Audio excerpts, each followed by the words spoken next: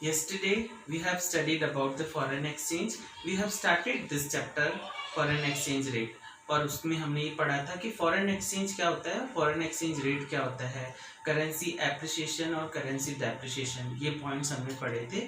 तो हम पहले एक छोटा सा रिकैप ले लेते हैं। Let's we have start from foreign exchange. Foreign exchange foreign exchange are the currencies other than the domestic currency, यानी डोमेस्टिक करेंसी के अलावा जो भी करेंसीज होती है वो फॉरेन एक्सचेंज होती है। जैसे डोमेस्टिक करेंसी, अगर हम इंडियंस हैं और हम इंडिया में रह रहे हैं तो हमारे लिए डोमेस्टिक करेंसी होगा रुपी। इंडिया में रुपी जनरली एक्सेप्टेबल होता है। अब रुपी के अलावा जो करेंसीज है जैसे कि डॉलर हुआ, पाउंड हुआ, येन हुआ, तो ये सब क्या है, ये है फॉरेन एक्सचेंज। अब आता है दूसरा, हमने पढ़ा था foreign exchange rate. Foreign exchange rate की नीड क्यों होती है, ये भी मैंने आपको बताया था कि जब हम किसी देश से कुछ इंपोर्ट करते हैं तो उस देश को पेमेंट हमें उस देश की करेंसी में करना पड़ता है। तो उस देश की करेंसी में करने के लिए हम एक रेट डिटरमाइन करते हैं। उस रेट को हम कहते हैं फॉरेन एक्सचेंज रेट। यानी foreign exchange rate is a rate at which the currency of one country is converted into the other countries currency. यानी एक ऐसी रेट डिसाइड करना जिसके थ्रू लाइक हम इंडियन रुपी को डॉलर में कन्वर्ट कर सके या डॉलर को हम इंडियन रुपी में कन्वर्ट कर सके। तो इसके लिए हमें नीड होती है फॉरेन एक्सचेंज रेट की। और इसके अलावा हमने करेंसी एप्रिसिएशन पढ़ा था और करेंसी डेप्रिसिएशन पढ़ा था। करेंसी डेप्रिसिएशन मतलब decrease in the value of domestic currency and currency appreciation means increase in the value of domestic currency. अब है हमारा new topic, that is type of foreign exchange rate. Foreign exchange rate हमने पढ़ा था। तो अब foreign exchange rate के types देख रहे हैं हम। तो इसमें सबसे पहला टाइप है fixed exchange rate. Fixed exchange rate बहुत ही लेटर टाइम में, बहुत ही पुराने टाइम में यूज हुआ करता था और इसके थ्रू जिसके नाम से पता चल रहा है एक्सचेंज रेट फिक्स्ड किया जाता था। अब who will fix the exchange rate? The exchange rate is fixed by the government. केवल गवर्नमेंट को अधिकार होता था कि वो एक्सचेंज रेट को फिक्स कर सके। अब गवर्नमेंट एक्सचेंज रेट को फिक्स कैसे करता था? गवर्नमेंट के इंटरवेंशंस होते थे, यानी और गवर्नमेंट का मोटिव होता था फॉरेन एक्सचेंज रेट को फिक्स करने के पीछे ये मोटिव होता था ताकि वो फॉरेन ट्रेड को कंट्रोल में रख सके और कैपिटल सप्लाई को, यानी मनी सप्लाई को कंट्रोल में रख सके। इन्फ्लेशन ज़्यादा और डिफ्लेशन ज़्यादा की कंडीशंस पैदा नहीं हो। तो बहुत इन्फ्लेशन और बहुत डिफ्लेशन की कंडीशन को रोकने के लिए फिक्स्ड एक्सचेंज रेट सिस्टम आया था, जिसमें कि पूरा का पूरा इंटरवेंशन गवर्नमेंट का हुआ करता था और गवर्नमेंट ही एक्सचेंज रेट फिक्स करता था। अब गवर्नमेंट एक्सचेंज रेट कैसे फिक्स करेगा? Let's see. For this stability government क्या करता था? Government buys the currencies when the government foreign exchange rate को स्टेबल करने के लिए, फिक्स करने के लिए क्या करता था? Government buys the foreign currency when the exchange rate becomes weaker. ये डाउनवर्ड साइन मैंने बनाया है ताकि वीकर के टाइम में बाय करता था। फॉरेन एक्सचेंज रेट जब वीकर हुआ करती थी यानी कम हुआ करती थी तो गवर्नमेंट खरीद लेता था ताकि एक डिमांड बनी रहे। और when government sells when the exchange rate becomes strong, जब इस एक्सचेंज रेट स्ट्रॉन्ग होती थी, ज़्यादा होती थी, तो गवर्नमेंट क्या करता था? उसे सेल कर लेता था ताकि एक फिक्स लेवल पर, एक लिमिट के अंदर ही वो एक्सचेंज रेट रहे। और इसके लिए गवर्नमेंट के पास हमेशा एक फॉरेन एक्सचेंज रिजर्व होना पड़ता था। अगर फॉरेन एक्सचेंज रिजर्व नहीं होगा तो बाय और सेल पॉसिबल है क्या? बिल्कुल पॉसिबल नहीं है। अब इसमें हम क्या करते, इसमें गवर्नमेंट करता था कि एक्सचेंज रेट को किसी अनदर करेंसी में फिक्स कर लेता था। जब हम एक्सचेंज रेट को किसी अनदर करेंसी में फिक्स करते हैं तो हम उसे पेगिंग कहते हैं। और जब हम फॉरेन एक्सचेंज को हम किसी अदर टर्म में स्टोर कर लेते हैं लाइक गोल्ड, सिल्वर या और किसी प्रीशियस मेटल में, तो हम उसे पैरिटी वैल्यू कहते हैं। तो इस तरह से हम फिक्स्ड एक्सचेंज रेट को पैगिंग एक्सचेंज रेट भी कहते हैं। पैगिंग करना मतलब फिक्स कर लेना in terms of gold, silver और सम अदर प्रीशियस मेटल और इन सम अदर फॉरेन करेंसीज। सो हम यहाँ पे पढ़ चुके हैं फिक्स्ड एक्सचेंज रेट एक ऐसा रेट सिस्टम है in which the government intervention is must. Government के इंटरवेंशन होते हैं और गवर्नमेंट इंटरवेंशन कैसे करता है, उस गवर्नमेंट रेट ऑफ एक्सचेंज को बाय और सेल करता है जब वो वीक या स्ट्रांग होती है, और इसके लिए गवर्नमेंट के पास हमेशा उस फॉरेन करेंसी के रिजर्व होते हैं। Yes, types of foreign exchange rate में सेकंड टाइप है फ्लेक्सिबल एक्सचेंज रेट।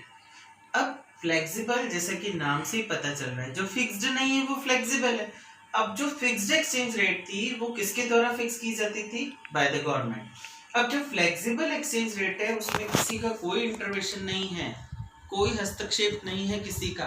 अब एक्सचेंज रेट कैसे डिटरमाइन होगी, the exchange rate is determined by the market forces of demand and supply of foreign exchange. Foreign exchange market में जिस currency का demand सबसे ज्यादा है उसकी एक्सचेंज रेट भी सबसे ज्यादा होगी। करेंसी का डिमांड सबसे कम है उसकी एक्सचेंज रेट भी कम होगी। Higher the demand higher the exchange rate, lower the demand lower the exchange rate. यानी flexible exchange rate is exchange rate in which the exchange rate is determined by the market forces of demand and supply of foreign currencies। नहीं है यानी ये free है। अब free है तो क्या होगा, ऐसी एक्सचेंज रेट फ्लक्चुएट होगी, ऊपर नीचे होगी, है ना, कम या ज्यादा हो सकती है मार्केट फोर्सेस बढ़ने पर। जैसा कि आप माइक्रो में भी पढ़ चुके हैं, किसी भी प्रोडक्ट की प्राइस को डिटरमाइन करता है उस मार्केट में उस प्रोडक्ट की प्राइस कैसे डिसाइड होती है, मार्केट फोर्सेस से। यानी जिसकी डिमांड ज्यादा होगी उस प्रोडक्ट की प्राइस ज्यादा होगी, जिसकी डिमांड कम होगी उसकी प्राइस भी कम होगी। प्रेजेंट टाइम में आप देखें कोरोना के चलते सैनिटाइजर की मांग डिमांड में बढ़ गई है, मार्केट में डिमांड बढ़ गई है। अब जैसे ही सैनिटाइजर की डिमांड बढ़ी तो अलग अलग कंपनीज ने अपने सैनिटाइजर्स बनाना स्टार्ट कर दिए और डिमांड को कंप्लीट करने की कोशिश की। लेकिन जब तक डिमांड उस लेवल तक आए तब तक क्या देखा आपने, जो 50 रुपीज का सैनिटाइजर बॉटल था वो 82-85 रुपीज में आपको मिल रहा है। दिस इज कॉल्ड द ज्यादा डिमांड है तो उसकी प्राइस भी ज्यादा है। तो उसी तरह से हम इसको समझ सकते हैं कि flexible rate exchange rate system एक ऐसा एक्सचेंज रेट सिस्टम है जिसमें जिस फॉरेन करेंसी की डिमांड ज्यादा होगी उसकी एक्सचेंज रेट भी उतनी ही ज्यादा होगी। अब फ्लेक्सिबल एक्सचेंज रेट में और एक बात आती है कि इसके मार्केट फोर्सेस कैसे होंगे करेंसीज पर। तो इसको समझने के लिए थाउजेंड्स ऑफ बैंक्स, हजारों बैंक और बाकी इंस्टीट्यूट्स और ऐसी फर्म जो मार्केट में फॉरेन एक्सचेंज को बढ़ावा देने के लिए या फॉरेन मार्केट में मनी का बाय और सेल करते हैं, फॉरेन करेंसी का बाय और सेल करते हैं। अब जब हम विदेशी मुद्रा को खरीदेंगे और बेचेंगे और जिसकी डिमांड मार्केट में ज्यादा होगी उसकी एक्सचेंज रेट ज्यादा होगी। यानी flexible exchange rate, freely exchange rate समझ सकते हैं आप, क्योंकि इसमें किसी का कोई भी इंटरवेंशन नहीं है, केवल मार्केट फोर्सेस पर ही इसका इफेक्ट पड़ता है। तो हम अभी तक दो पढ़ चुके हैं, एक फिक्स्ड एक्सचेंज रेट और फ्लेक्सिबल एक्सचेंज रेट। तो आप अपनी बुक्स को और पढ़ेंगे, वीडियो को देखेंगे और डिफरेंस पता करेंगे, difference between fixed and flexible exchange rate.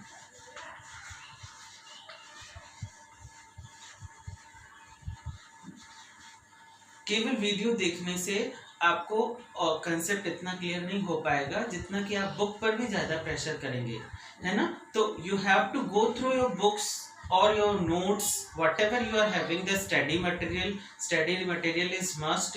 You can go to the CBC sites, you are having the more books are there, but you have to find the difference between the fixed and flexible exchange rate. This is yes, अब हम types of foreign exchange rate का third type पढ़ रहे हैं, that is managed floating rate. Managed floating rate बहुत ही important concept है और ये अक्सर सीबीएसई 12th क्लास के पेपर में पूछा जाता है। और यह उन दोनों ही जो अपन इससे पहले जो फिक्स्ड एक्सचेंज रेट और फ्लेक्सिबल एक्सचेंज रेट पढ़ चुके हैं, उन दोनों का मिक्सचर अगर कहें तो बेटर होगा। Like managed floating rate is a exchange rate system in which the exchange rate is determined by the market forces plus central bank of that country। अगर हम इंडिया की माने तो आरबीआई है ना, क्योंकि इंडिया का सेंट्रल बैंक आरबीआई, जो कि हम प्रीवियस चैप्टर्स में पढ़ चुके हैं। यानी मार्केट फोर्सेस से और सेंट्रल बैंक के इंटरवेंशन से फॉरेन एक्सचेंज रेट डिसाइड होता है फॉरेन एक्सचेंज मार्केट में। तो आपको बहुत अच्छी तरह से इसका मीनिंग मैंने ब्लैक बोर्ड पर जो लिखा है उससे समझ में आ गया होगा कि managed floating rate is a rate which is determined by the market forces of that, कह सकते हैं, और it is a combination of both the fixed exchange rate system and flexible exchange rate system, और it's a hybrid, it is a hybrid of fixed exchange rate system and flexible exchange rate system. और जो बहुत ही important बात है, इसको board exam में dirty floating के नाम से पूछा जाता है। What is dirty floating? तो मैनेज्ड फ्लोटिंग रेट सिस्टम का सेकंड नाम क्या हो गया? Dirty floating. जैसे उसका था फिक्स्ड एक्सचेंज रेट का पेग्ड एक्सचेंज रेट सिस्टम, और फ्लेक्सिबल एक्सचेंज रेट का सिस्टम का नाम था फ्लोटिंग एक्सचेंज रेट सिस्टम, और मैनेज्ड फ्लोटिंग रेट सिस्टम का दूसरा नाम है dirty floating, as it is determined by the market forces and interventions of central bank in the foreign exchange market। So हमने ये सीख लिया है कि ये कैसे डिसाइड होता है। अब हम इससे रिलेटेड एक एग्जांपल देख रहे हैं जो कि इंडिया के रिलेशन में है। Yes, managed floating exchange rate system को मैंने डिस्क्राइब करने के लिए एक एग्जांपल लिया है। मैंने आपको बताया था that this is the rate system which is determined by the market forces and the central bank of that country। तो हम इंडिया का एग्जांपल ले रहे हैं, तो इंडिया का सेंट्रल बैंक क्या है? RBI, Reserve Bank of India. अगर Reserve Bank of India wants to keep the rupee value $1 value between ₹60, अगर आरबीआई एक यूएस डॉलर की कीमत ₹60 तक ही रखना चाहता है, ये हम अज्यूम कर रहे हैं, केवल ऐसा वास्तव में नहीं है, तो हम केवल ये अज्यूम कर रहे हैं कि आरबीआई देश का जो बैंक है वह एक यूएस डॉलर की कीमत ₹60 तक ही रखना चाहता है। फर्दर हम ये एक और अज्यूम कर लेते हैं कि आरबीआई फिर भी थोड़ा फ्लक्चुएशन को टॉलरेट करता है और वैल्यूज को बिटवीन 59.75 और 60.25 के बीच में टॉलरेट कर सकता है।